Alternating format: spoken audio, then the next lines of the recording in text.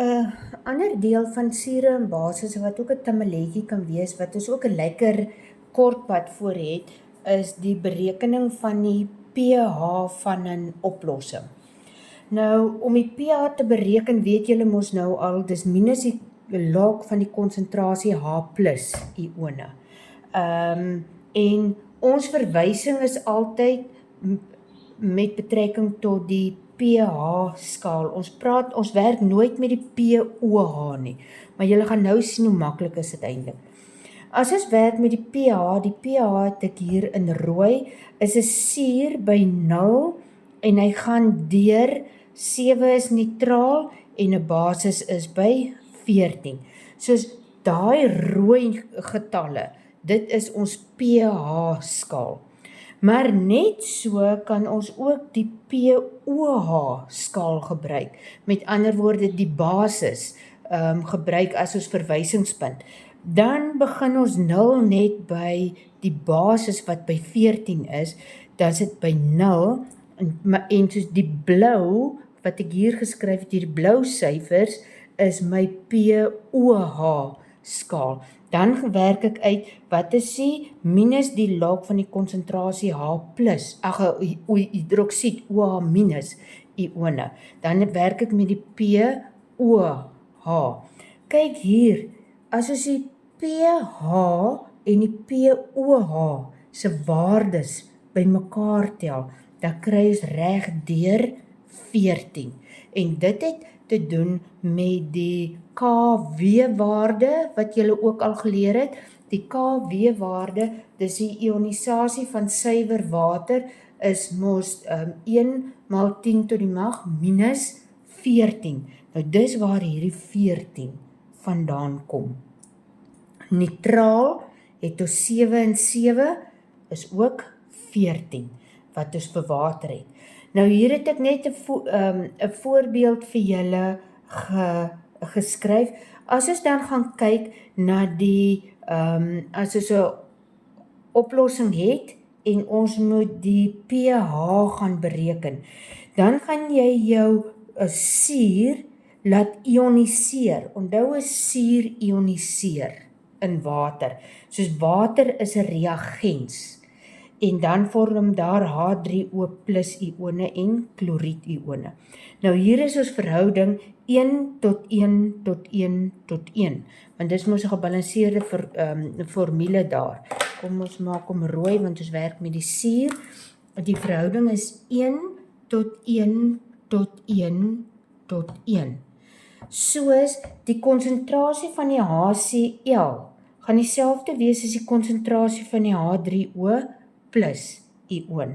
En dan om die pH te gaan bereken is maklik, ons het die konsentrasie van die H+ ione is net minus die log van daai konsentrasie, dit gee vir ons die pH van die oplossing. Maar nou in baie gevalle, dan gee hulle vir jou, dan moet jy die natrium, die basis, die hidroksied ion, onthou ons werk nog die heeltyd net met Arrhenius se model. Die hidroksied gaan dissosieer in water. 'n suur ioniseer, 'n basis dissosieer. Dis hoekom my water daar bo op my pyltjie is. Hy dissosieer in water. Hier het ek is my is 'n vaste stof. My natriumhidroksied is 'n vaste stof. Nou my natriumhidroksied dissosieer en vorm vir my natrium en hidroksied ione in aqua, waterige oplossing. Nou het ek hier is my verhouding ook 1 tot 1 tot 1. Soos as ek 'n konsentrasie van my natriumhidroksied oplossing het, dan gaan dit vir my konsentrasie hidroksied ione gee. Daar, my hidroksied ione. En as ek dus die pH van my natriumhidroksied wil gaan bereken, sien julle dit gaan makliker wees, ons het die konsentrasie hidroksied ione. Ons gaan werk uit die pOH met minus die log van die konsentrasie hidroksied ione. Ons het hom hier gekry, uit die dissosiasie reaksie van natriumhidroksied.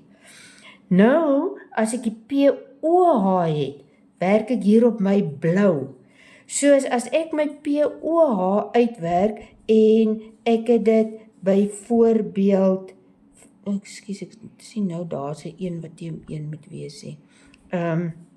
By my, hy gaan hier ergens lê, my OH, my pOH, dan kan ek dit mos net aftrek van 14 om my pH te kry, want die pH plus die pOH moet 14 gee. Sien julle? Soos, sê nou maar jy kry jou konsentrasie hidroksiedione is 2 en of die pOH is 2 en jy moes die pH gegee het van die natriumhidroksied, dan is dit net 14 minus die 2 is 12, dan het jy jou pH gekry. Dis die maklikste om 'n konsentrasie of die pH te bereken as jy met 'n hidroksied werk. Jy gaan bereken jou pOH, trek die waarde van die pOH wat jy gekry het, trek dit af van 14 en dan kry jy jou pH wat dan die rooi syfers is. Ek hoop dit maak dit vir julle so 'n bietjie makliker.